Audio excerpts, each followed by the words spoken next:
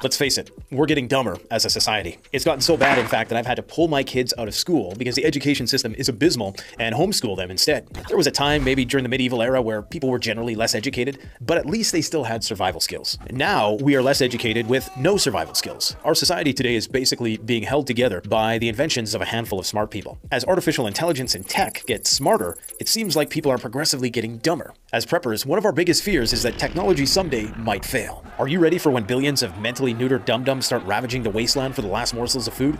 Today I want to talk about one of the most unintentionally prophetic films ever made, Idiocracy by Mike Judge. To show you how prescient the film actually was, we're going to draw some parallels to the world today and the world at the time of the movie's making, which was around 20 years ago. The plot of the movie is basically social Darwinist in nature, meaning that the dumb people outbreed the smart people, and by the year 2500, society has been systematically dumbed down to the point when it can only be referred to as an idiocracy. The smart people don't want to breed because they're obsessed about market conditions and everything is suboptimal, even though when you think about it, 100 years ago, people had way more kids and they had way smaller homes, they didn't have advanced medical care, they didn't have all of the amenities of modern life, and they still somehow made it work. Now you have these people called dinks, that is, dual income, no kids. These people are generally above average IQ individuals who've foregone the family experience in exchange for conspicuous consumption and hedonism. Now there's actually research to confirm that society is indeed getting dumber. There is a phenomenon called the Flynn effect, and this is the tendency for generations to do better than their predecessors on IQ tests. Generally, each generation is a couple IQ points better than their previous generation. However, research has shown that this was true up until around 1975. And after that, it seemed like IQ levels were starting to abruptly decline, and steeply, some 7 IQ points per generation. Now, the study also showed that familial intelligence declined throughout the same time frame, indicating the reason or reasons behind the loss of smarts wasn't due to an increase in less intelligent people having more children per se,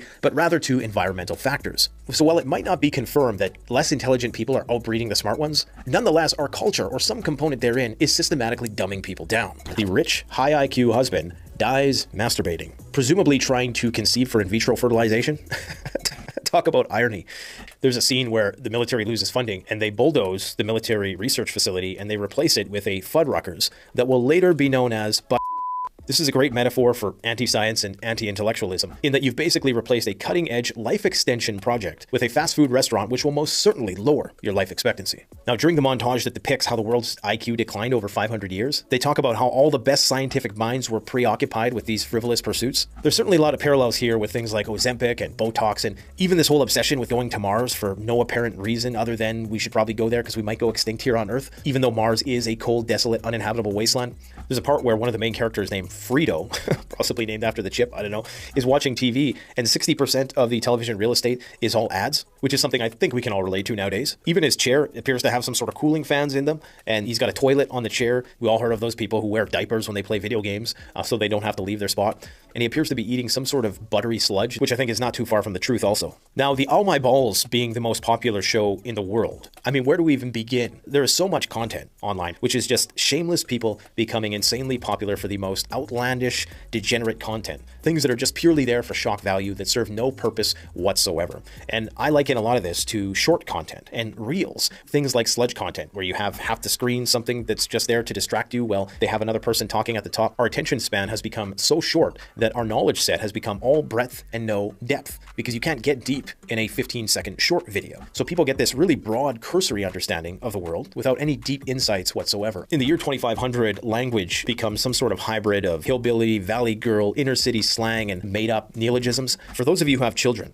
have your children started using terminology like skibbity, phantom, tax, gap, Ohio, sigma, riz? That's pretty much where this is going. There's an anti-intellectualism that permeates everything. So speaking intelligently is considered gay. If you sound too smart, you must be a as they say in the movie. Now, when Joe's checking into the hospital, there's a spaced out girl whose job is to press buttons in the form of emoticons. Remember, this is back in the year 2006. We didn't even have Facebook yet. That's quite the visionary move. And of course, this all symbolizes, AI, the death of customer service, and everything being relegated to some sort of emoticon experience. There's even a scene in the hospital where there's a Roomba banging up against the wall. Now, the Roomba first came out in 2002, but it wasn't that popular in 2006. So once again, this is just another accurate prediction. Now, when Joe is meeting with the doctor, On the desk is written Omni Bro. So Omni for everywhere and bro for bro. You know, it's kind of like Big Brother, like Omni Bro, Big Brother is everywhere. And it's quite fitting at this moment where the doctor asks Bro why he doesn't have a tattoo and that he is unscannable. Unscannable.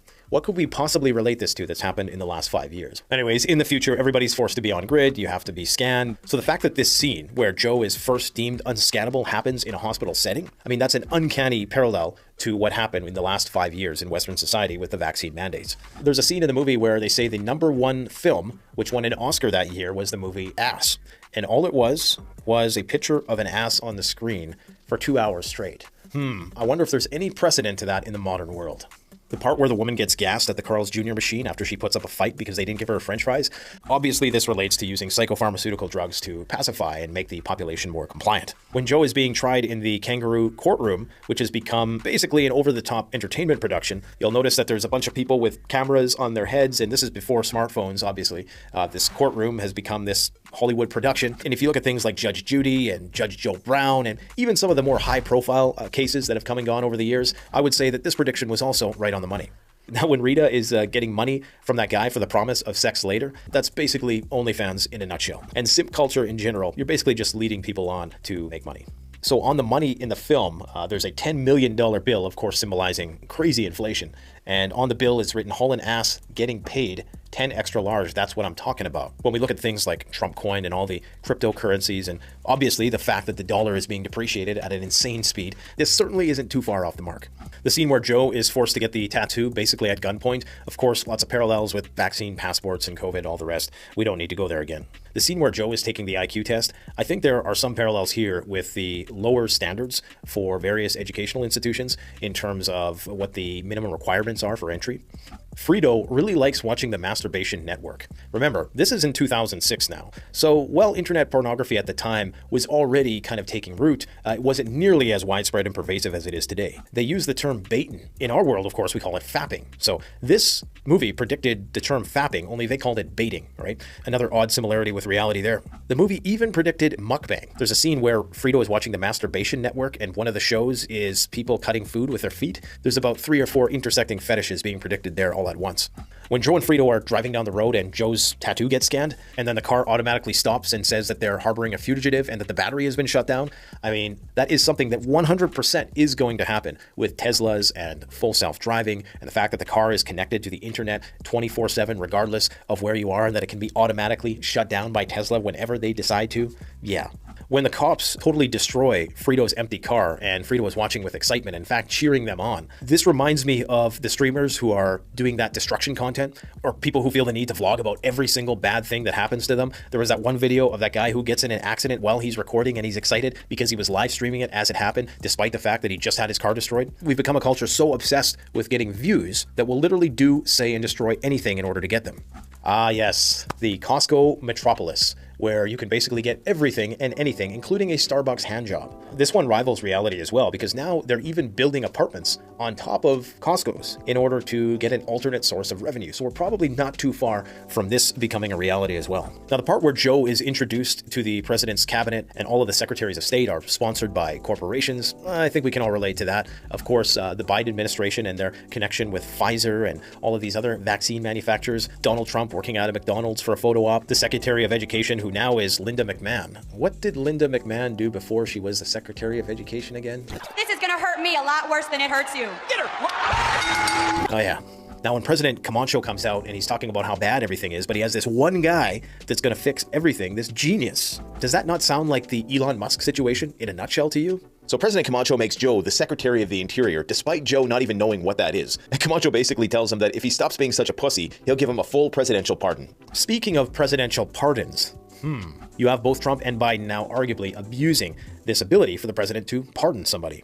Now, after Joe tells them to put water on the crops because that's going to make stuff grow, Brawndo stock goes to zero. And of course, Brawndo owns the FDA and the FCC. To me, this is the equivalent of saying we're going to put jobs over the environment, irrespective of what the environmental cost is. Jobs, jobs, jobs. Everybody wants jobs, regardless of how good that might be in the long term. When Joe is giving a speech as a new president, he says, there was a time in this country where reading wasn't just for f***s. What was that Andrew Tate quote?